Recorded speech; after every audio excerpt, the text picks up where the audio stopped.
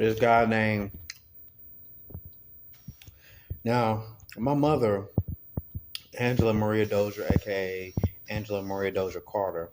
She was never a drug addict. She never did crack. She never did heroin. She never did cocaine. None of that stuff until she met this one guy named Joseph Fogg from Franklinton, North Carolina, Franklin County, North Carolina. Now, let me tell you what happened. My mother only smoked weed. She was not a drug addict, and weed is not a drug. She only smoked weed.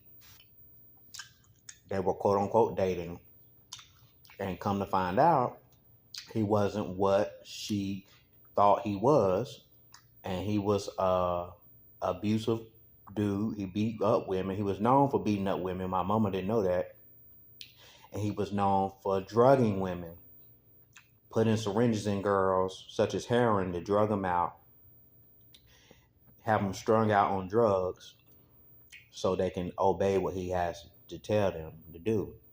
That's why they were saying, put a syringe in her and all that stuff, trying to be funny, and had that stuff trending. Houston, Texas, Trill Burgers, Drake, and Bun B. All them people that was in the background, them black people in the background was saying that stuff to remind me that they know my quote-unquote childhood. But anyway, I'm saying this because I'm a hero.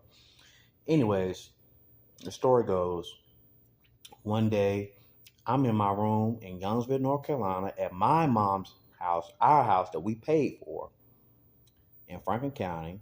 Nice house, suburbs. If you ever seen Next Friday, the movie with the Next Friday movie with Ice Cube, they made that movie because of us. It wasn't popular for black people. Now, I don't consider myself black anyway, but light-skinned people anyway.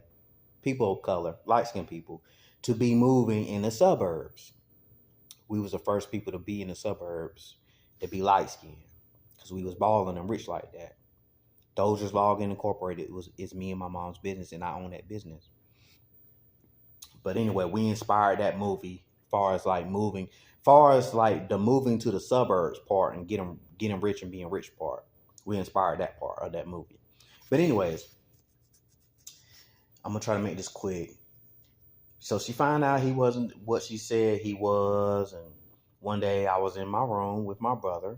We was playing video games, and I kept hearing screaming and yelling or whatever like that, and they was fighting.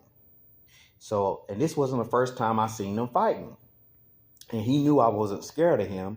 I think it was like, 5, 6, 7 years old at the time or whatever like that. And I had seen him, he was wrestling with my mom before on the railroad tracks one day. And I got out the car and I picked up a big stick. And I said, you better get off my mama. He said, what you gonna do? I said, I'm gonna hit you with this stick. You're gonna get off my mama. And my mom said, it's okay, Shamee.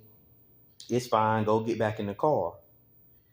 So, anyways, that day I had proved to him I wasn't scared of him, and I was vocal and I was bravehearted then. So I had already knew of how he was treating my mom at a young age.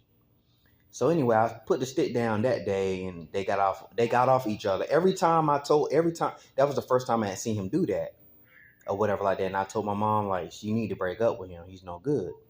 But anyways, that day, it was another day I was at my house or whatever like that, and we was playing video games. Me and my brother were playing video games in my room in Youngsville, North Carolina, and I heard them fighting and screaming. Now, my brother didn't see it. I said, I'm going to go check on mom real quick. You keep playing the game. So I went into the back or whatever like that, and then next thing you know, I see him on top of my mom in the bed, and he got a needle in his hand. So I'm about to run over there and whatever. And I said, get your hands off my mama. Get off my mama. And then she was like, he turned and looked at me and said, what you gonna do? He said, I'll do you the same way. And those same phrases, people in the community, people that hate me, they tried to make those things trending to remind me of what he said to my mom, because I called him out or whatever like that when I was in jail. Right? I don't care who don't like it, because nobody can whoop my ass and I'm a superhero. So, well, it's whatever. And I own a jail. So, anyway, they want to know what's up. But anyway, I made him get off my mom, but before he did, I think he had stuck the syringe in her or whatever like that. And next thing you know, like her eyes rolled all the way to the back of her head and she was out and it was heroin. And so I went back to my room or whatever, and he had came behind me or whatever, and I was looking at him. But my brother, he was playing the game. He was so into the game, he didn't see what was going on. So I looked back at him or whatever like that. He looked at me with an evil look or whatever like that, but I didn't back down or whatever, and he just shut the door or whatever. But if it wasn't for me saying what I said to him that day, my mother wouldn't have been on the lie. He would have killed her. She would probably had an overdose or whatever like that.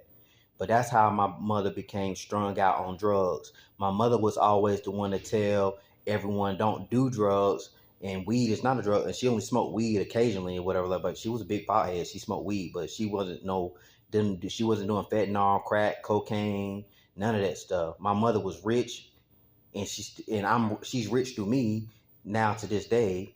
And she was a logger. She was the only women logging business. She owned her own business. She operated the business.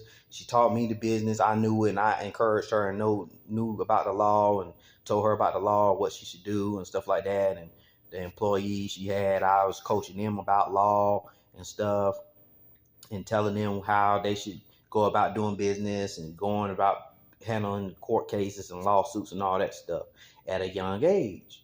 And they said, well, Shami, he already smarter than his mom. And my mom was like, yeah, I know. She's like, wait till he get older. He gonna be, oh my gosh, he already a beast now. And look what happened. But that's all you punk ass cowards. I defended my mom then. I stood up for my mom back then as a kid. And that's something that kids there at that age, 5, 6, 7 years old, they would have been scared to death or terrified to do.